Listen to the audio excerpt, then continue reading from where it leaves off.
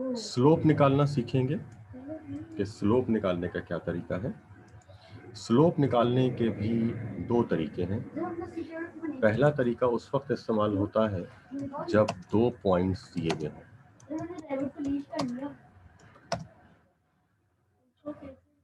अगर सवाल में दो पॉइंट्स हैं तो स्लोप निकालने का एक अलग तरीका होता है, और इसी तरीके से अगर सवाल में इक्वेशन दी हुई है उसमें भी स्लोप निकालने का अलग तरीका होता है।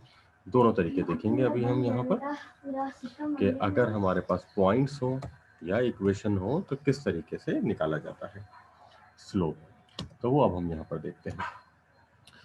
तो पहले देखते हैं कि अगर पॉइंट्स दिए हुए हों तो किस तरह से स्लोप निकाला जाएगा। फर्ज कर लीजिए कि हमारे पास एक पॉइंट दिया हुआ है 7, ए की वैल्यूज हैं 7 और 2, जबकि बी की वैल्यूज हैं हमारे पास 6 और 10। अब हमें स्लोप निकालना है और कंडीशन क्या है, दो पॉइंट्स के बिना। वैल्यूज लेते हैं, x1 की वैल्यू आएगी 7 और x2 की वैल्यू आएगी 6, जबकि y की हमारे पास वैल्यू आएगी, y1 की आएगी 2, y2 की हमारे पास आएगी 10। ये वैल्यूज आ गई हमारे पास। फार्मूला क्या है, फार्मूला होगा y2 minus y1 upon x2 minus x1। ये किस चीज़ का फार्मूला है, ये स्लोप निकालने का फार्मूला है। और कब, जब हमारे पास दो पॉइंट्स दिए हुए। अगर दो पॉइंट हैं तो स्लोप निकालने का फार्मूला होगा y2 minus y1 upon x2 minus x1। तो अगेन वैल्यूज रखते हैं। वैल्यू रखने के लिए हमें y2 और y1 चाहिए हैं। y2 y1 ये हमारे पास मौजूद है, 2 और 10। y2 की वैल्यू है 10, तो ये हमने यहाँ पर 10 रख दिया। y1 है हमारे पास 2, तो ये हमने रख दिया। इसी तरीके से x2 और x1, x2 हमारे पास है 6 और x1 है हमारे पास 7। ये हमने वैल्यूज रख दी। ये वैल्यूज किस तरह से आई हमारे पास, एक दफा देख लेते हैं इसको।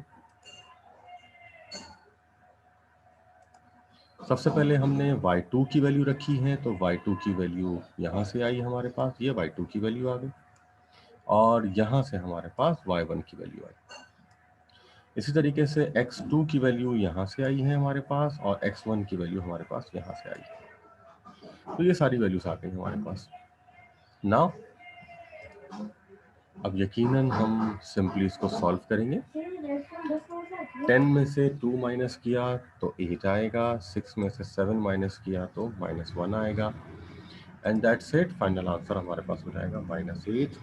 1 डिनोमिनेटर में है तो डिनोमिनेटर का मतलब डिवाइड हो रहा है, तो डिवाइड होगा तो सेम आंसर आएगा, माइनस अपनी जगह मौजूद रहेगा। तो हमारे पास जो स्लोप आया वो आया -8।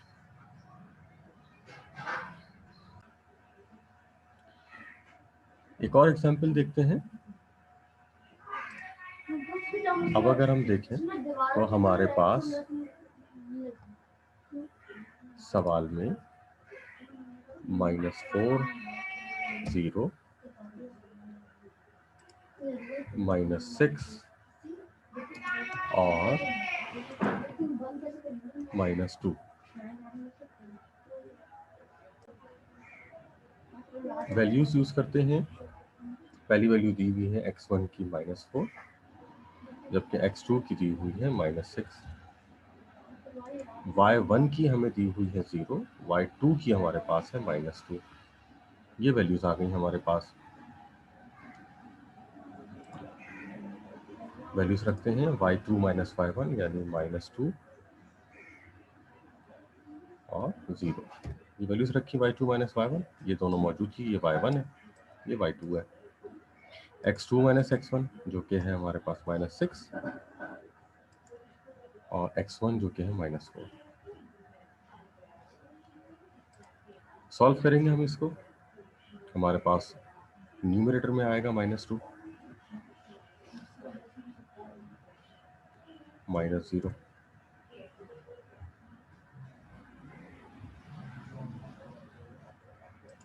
डिनोमिनेटर में -6, माइनस माइनस प्लस 4। सॉल्व करते हैं हम इसको, तो -2 डिवाइडेड बाय -2। तो फाइनल आंसर अगर हम देखें तो हमारे पास आ रहा है 1। ये हमारे पास स्लोप निकल आया। सेकंड कंडीशन में ऊपर भी -2 था, नीचे भी -2 आया, तो फाइनल आंसर हो गया 1। स्लोप निकालने का दूसरा तरीका उस वक्त इस्तेमाल होता है जब हमें कोई इक्वेशन गिवन हो। तो स्लोप का फार्मूला होता है -a/b। इसमें जो a है ये x का कोफिशिएंट होगा और जो b है ये y का कोफिशिएंट होगा। एक इक्वेशन ले लेते हैं। Find the equation of straight line using the given equation, and the given equation is 3x plus 4y equals to 7। अब इसमें जो x का कांस्टेंट है वो है 3, तो वो a की वैल्यू है। जो y का कांस्टेंट है 4, वो है b की वैल्यू। फार्मूले में रख देते हैं हम। a की वैल्यू आ गई हमारे पास 3 और b की वैल्यू आ गई हमारे पास 4। माइनस अपनी जगह मौजूद है, ये फार्मूले का माइनस है, एंड दैट्स इट। मजीद और ये सॉल्व नहीं हो रहा, तो यही हमारा आंसर हो जाएगा।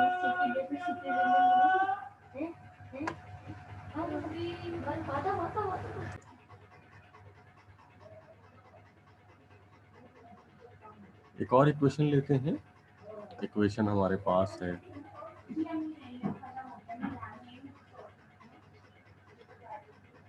-5x plus 2y upon 3 equals to -5। इसमें a का कांस्टेंट है हमारे पास -5, जबकि b का कांस्टेंट है हमारे पास 2/3। फार्मूले में रखते हैं इन वैल्यूज को। जब फार्मूले में रखेंगे तो a का कांस्टेंट हमने अभी लिया जो कि है 5,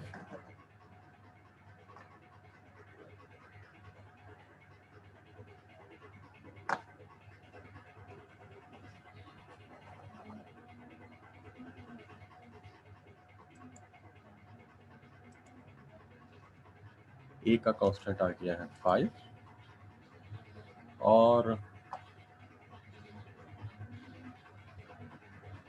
वैल्यू में अगर हम देखें तो चूंकि -5 था तो इसीलिए एक माइनस जो है वो इसके अपने साथ है। एक माइनस जो लगा हुआ है वो फार्मूले का है, जबकि b की जो वैल्यू है वो है 2/3, तो ये हम ले रहे हैं 2/3। अब जब सॉल्व करेंगे तो माइनस माइनस प्लस होगा जो कि 5 हो जाएगा, और नीचे जो 2/3 है वो फिलहाल अपनी जगह पर मौजूद है। उसको सॉल्व करने का तरीका क्या होगा हमारे पास?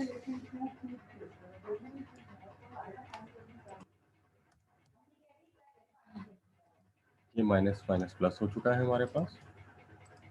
अब ये जो नीचे वाला 2/3 है ये ऑब्वियसली अब लास्ट वाला जो 3 है ये ऊपर मूव होकर मल्टीप्लाई हो जाएगा 5 से, तो 3 मल्टीप्लाइड बाय 5 डिवाइडेड बाय 2, तो m का आंसर हमारे पास आएगा 15/2। ये हमारे पास आंसर आ गया स्लोप का। हमारे पास लास्ट वाले 3 को हमने ऊपर ले जाके मल्टीप्लाई कर दिया, तो 15/2 हमारा आंसर है। अगर ये कट रहा हो, कैंसिल हो रहा हो, तो हम ज़रूर कैंसिल करते हैं, लेकिन फिलहाल ऐसा नहीं है तो हम यहीं छोड़ देंगे।